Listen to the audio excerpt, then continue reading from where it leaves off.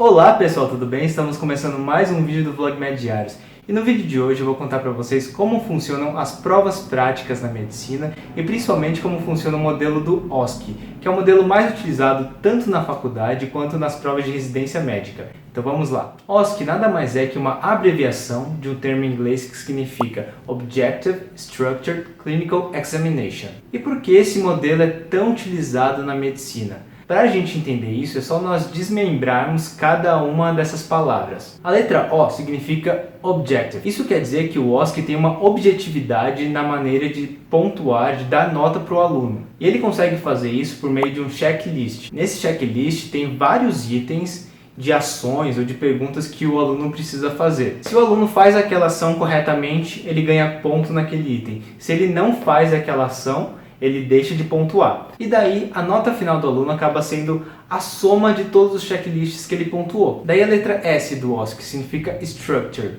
Isso quer dizer que o OSCE é estruturado em cenários e tarefas. Então, quando o aluno começa a fazer uma prova do OSCE, ele tem que se contextualizar em algum cenário. Alguns exemplos disso: você é o médico de plantão no pronto-socorro e irá fazer o atendimento da paciente Maria. Você é instrumentador de uma equipe cirúrgica e precisa auxiliar nessa cirurgia. Depois que ele está contextualizado, o aluno recebe algumas tarefas que precisam ser feitas. As tarefas costumam ser bem claras e objetivas. Alguns exemplos: realize o exame físico de acordo com a sua hipótese diagnóstica, solicite os exames que você julgar necessário, faça esse procedimento verbalizando passo a passo para o examinador. E além de você ter um cenário, e nesse cenário ter várias tarefas, você precisa realizar essas tarefas em um tempo pré-determinado de acordo com a prova. Daí a letra C significa Clinical. Isso quer dizer que o OSCE costuma cobrar conhecimentos um pouco mais voltados para a prática. Pensa bem, se fosse para cobrar uma coisa puramente teórica, não precisaria do OSCE, poderia fazer uma prova convencional, escrita, dissertativa, múltipla escolha, qualquer coisa assim. Agora o OSCE é valioso quando você realmente quer testar alguma habilidade prática, então a habilidade de comunicação, a habilidade manual, coordenação para fazer algum procedimento, a sua habilidade de fazer hipóteses diagnósticas de acordo com o que você achar no exame físico, coisas desse tipo. Então dificilmente um OSCE vai cobrar o rodapé do livro de bioquímica. Não, realmente ele vai querer cobrar essas coisas mais do dia a dia, da prática médica mesmo. E o E significa Examination, daí é autoexplicativo, é basicamente um teste que engloba todas essas características que nós comentamos aqui. Então agora eu vou tentar passar para vocês um pouco da dinâmica de como funciona realmente o OSCE. Então cada cenário de OSCE precisa de uma sala no qual ele vai ser realizado. Como eu disse, você vai ter um tempo determinado para você realizar as tarefas daquele cenário. Geralmente são 10 minutos, pelo menos na minha faculdade eram 10 minutos. Ou seja, você não pode entrar naquela sala antes, senão você já vai ver o que está acontecendo ali. Você vai ver se tem um manequim para você fazer o exame físico, você vai ver se tem muitos equipamentos, se tem algum procedimento para ser feito. Então você não pode saber o que tem dentro da sala. Então a primeira coisa é isso, você fica do lado de fora da sala, de frente para a porta fechada, naquela tensão, tipo, o que será que vai ter lá dentro? Eu não sei, pode ter qualquer coisa, pode ser uma estação de qualquer especialidade e eu tô aqui na minha tensão e só esperando eu poder entrar. Nisso, algum examinador que está do lado de fora, dá um sinal para você entrar. Você abre a porta, entra naquela sala e dentro da sala vai ter sempre no mínimo uma pessoa, que é o examinador. Às vezes esse examinador também vai ser um ator, às vezes a estação não vai precisar de ator, às vezes vai ter mais de uma pessoa, então o examinador e o ator são duas pessoas separadas, enfim, mas sempre vai ter pelo menos um examinador. E daí, em algum lugar da sala, esse lugar o examinador vai ter que te mostrar onde é, vai estar algum papel onde vai estar escrito o cenário e qual a sua primeira tarefa. Daí você encontra esse papel, geralmente está em cima de uma mesa, você começa a ler. Cenário 1. Você está trabalhando em uma unidade básica de saúde quando chega o paciente João, de 35 anos, para a sua consulta médica. Às vezes o cenário é pequenininho desse jeito, às vezes ele é um pouco maior, um pouco mais detalhado, enfim. Daí geralmente depois desse cenário tem alguma pequena instrução.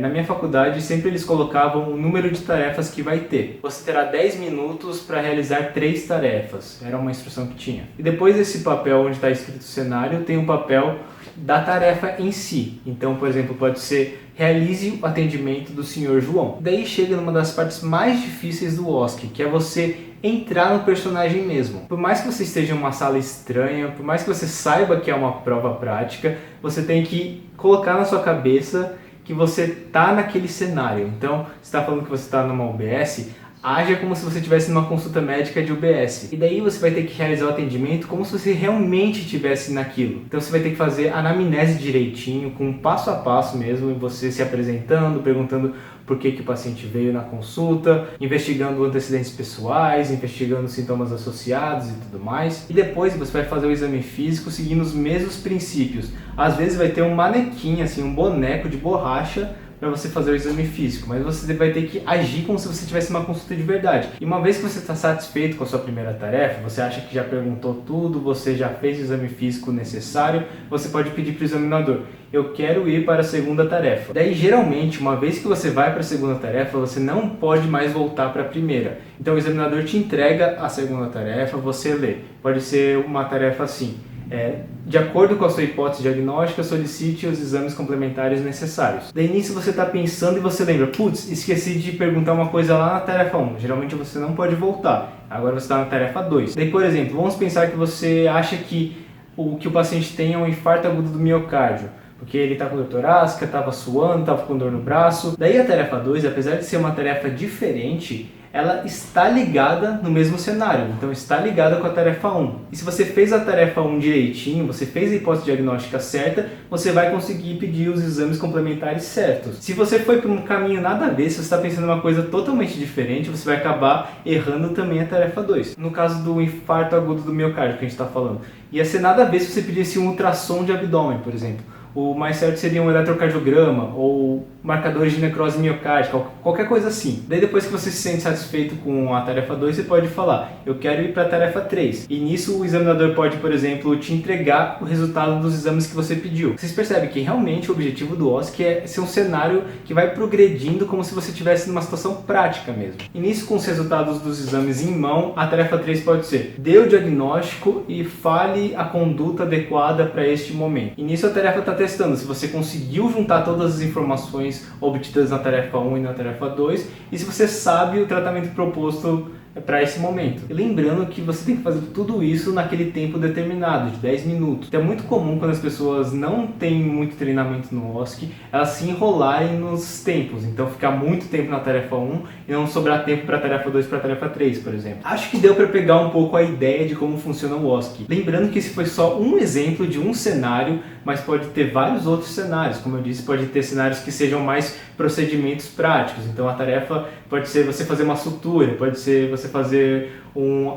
catéter venoso central, qualquer coisa assim. Durante todo esse tempo que você está lá fazendo as tarefas, conversando com o paciente, fazendo os procedimentos, pedindo os exames, o examinador está com uma prancheta, ou às vezes é no computador, com um checklist da estação. Então nisso ele está checando todas as coisas que você fez ou que você deixou de fazer. Então ele está te observando: ah, ele perguntou isso, perguntou, então ganha ponto nisso. Ah, mas ele não perguntou isso, então deixou de ganhar ponto. Ele solicitou os exames corretos? Sim, então ele ganha ponto nisso. Ele deu a hipótese diagnóstica correta? Meio que essa é a grande questão do OSCE. Você até pode saber a hipótese diagnóstica correta, você pode saber fazer o procedimento, mas você tem que passar pelo checklist. Você tem que acertar o máximo de itens possíveis contidos naquela lista. E isso é muito difícil. Nos primeiros OSCEs a gente sempre se enrola, mas aos poucos a gente consegue entender mais ou menos como ele é estruturado, como o examinador pensa, como que é o checklist, e a gente acaba pegando um pouco mais de experiência. Então é isso que acontece em uma estação. Só um detalhe: geralmente quando a gente tem um dia de OSCE, um dia de prova prática, a gente não faz só uma estação. A gente faz umas 5 estações. Na prova de residência, por exemplo, é uma estação de cada grande área. Então, uma estação de pediatria, uma estação de clínica médica, uma estação de ginecologia e obstetrícia, uma de cirurgia e uma de medicina preventiva. E como funciona essa dinâmica? Geralmente, eles pegam um lugar grande que tem várias salas, daí em cada uma dessas salas está montada uma estação. Eles colocam um aluno em frente de cada uma das salas e eles fazem todo mundo entrar na estação junto e sair da estação junto. Então alguém fica do lado de fora e grita: começou, pode entrar, ou toca uma sirene, toca um alarme, qualquer coisa assim para falar que você pode entrar. Todos os alunos entram, cada uma na sua respectiva estação, fazem todas as tarefas e tudo mais, e depois tocam um alarme de novo ou alguém grita para falar que acabou a estação. Isso, os alunos saem e daí faz um rodízio. Então quem estava na estação 1 vai para a estação 2, quem estava na estação 2 vai para a estação 3 e assim por diante, até todo mundo ter passado por todas as estações. Outro detalhe, agora que eu expliquei a dinâmica, vocês podem ver que é meio que impossível um grande número de alunos fazer a prova ao mesmo tempo. Pensem só, nesse exemplo que eu dei, apenas 5 alunos estão fazendo a prova. Mesmo se tiver, por exemplo, 2 locais acontecendo a prova ao mesmo tempo, são 10 alunos só fazendo a prova. E nisso, os outros alunos, os outros candidatos que não estão fazendo a prova, eles estão esperando a vez deles chegar. E geralmente eles ficam esperando em um pré-confinamento, porque eles não podem ter contato com os alunos que forem acabando as provas, porque senão eles vão passar a cola, vão falar como foram as estações e eles vão chegar na hora deles mais preparados. Então o que acontece? Geralmente você fica lá no pré-confinamento horas e horas esperando a sua vez, você faz sua prova, roda pelas 5 estações e depois você vai para um pós-confinamento, para você não ter contato com as pessoas que ainda não fizeram a prova. Daí, dependendo do número de pessoas na turma ou que estão fazendo a prova de residência, demora muito tempo para todo mundo fazer. Então essa é outra fonte de tensão do OSCE, esses confinamentos, você ficar esperando a sua vez e depois você não saber o que está te esperando. Então é um momento que é tenso às vezes, demora para a gente se acostumar, às vezes a gente nem se acostuma, continua ficando nervoso do mesmo jeito. Mas é assim que funciona o OSCE geralmente. Mas então, basicamente é isso. Explicar como é um OSCE é bem confuso, é bem difícil. Na prática você entende o que está acontecendo, mas para alguém que é de fora, que nunca viveu isso, é uma coisa meio complicada. Espero que tenha dado para entender mais ou menos, ter uma ideia geral de como funciona a dinâmica. Se vocês tiverem mais dúvidas, podem escrever aqui nos comentários. Não se esqueçam de se inscrever no canal para receber notificações de novos vídeos. Sigam-nos nas redes sociais, mandem cartinhas para nossa caixa postal. O vídeo de hoje foi esse e até a próxima, pessoal!